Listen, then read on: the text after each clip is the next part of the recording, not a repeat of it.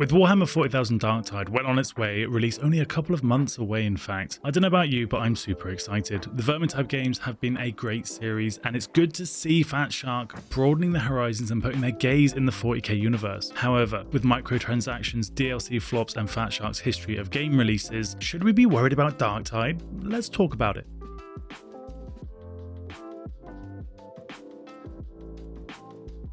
It's no hidden fact that when we look over our shoulder at the release of Vermintide 2, the release was interesting to say the least. People experiencing bugs, reports of people's games crashing. This is something that in today's age seems common with a new release. I mean, just look at the disasters of Cyberpunk in the recent Battlefield games. However, just because it's common, is this actually okay? I'd love to hear your thoughts on this in the comments below. Regardless, Vermintide had a very shaky start, and it wasn't just bugs that were the problem. The tooltips for skills were either inaccurate or just didn't work. Fatshark would fix one bug just to create 5 others. One thing would be fixed, 2 more broken. Now this sounds very doom and gloom when we look to Darktide. Do I think that the release will be filled with bugs? I expect it will be, given Fatshark's history. But some food for thought on those who are concerned. Fatshark did continue to work on Vermintide 2. They continued to bug squash and refine the game until they had an absolutely brilliant product. I have no doubt that they would do the same for Darktide for any bugs that are present in the game on its release.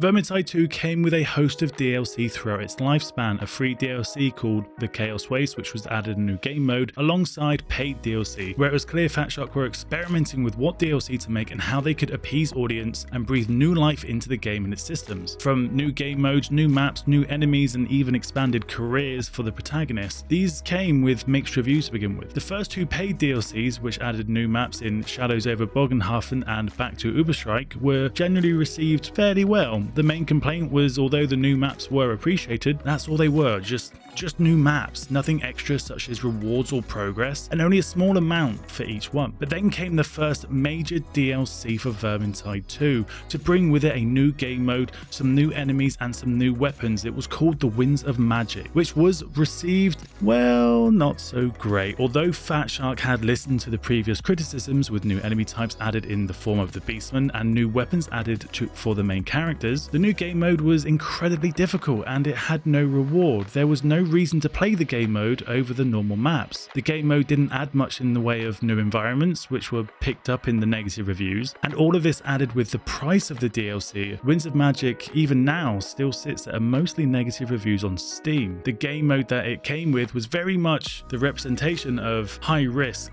but no reward. But here is also Fatshark's saving grace, and why I'm not actually too worried when it comes to Darktide and future DLCs post its initial release. They started to understand what the player base actually wanted, bringing in new careers for the existing characters, which have generally been very well received, alongside a free new game mode that turns Vermintide into a roguelike, but most importantly, plays with high risk and high reward, the thing missing from the Winds of Magic DLC itself. Personally, I believe that Fatshark have listened to their audience, however just didn't quite get it right in some of those initial DLC releases. It seems to have taken them time, but they got there in the end. With these lessons learned, which I really do hope they have been, when the time comes for future content for Darktide, they learn from the mistakes of Vermintide to make some awesome gameplay that will keep viewers interested and keep the game alive.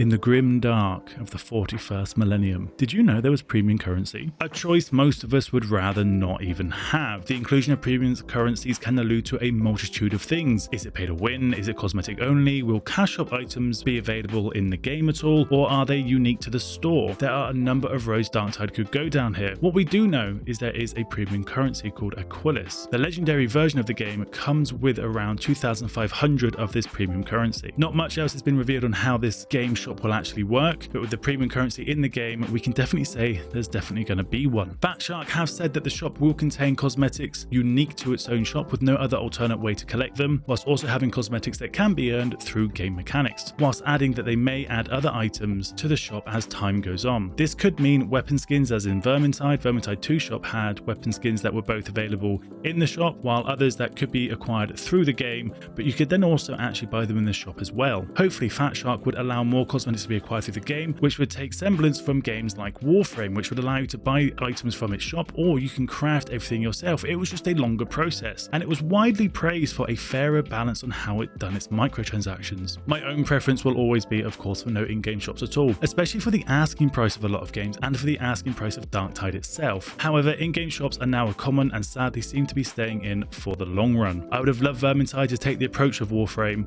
allowing you to earn in-game cosmetic items through more of a grind, while allowing others to purchase the cosmetics if the time sink cannot be achieved. Looking at Vermintide, if Darktide does follow a similar route, it's safe to assume the shop will be cosmetic only. A warning though, as we've seen from some newer games such as Diablo Immortals or Diablo Immoral, what the developers say it will be versus what it ends up as are two completely different things. I just hope Fatshark put the player base before the wallet. So let me know in the comments, are you worried about Darktide? And let me know as well about what your thoughts on games releasing in buggy states. It's common to happen, but should we be allowing it to happen at this point? Is this something we just accept in the gaming world? I'd love to hear your thoughts.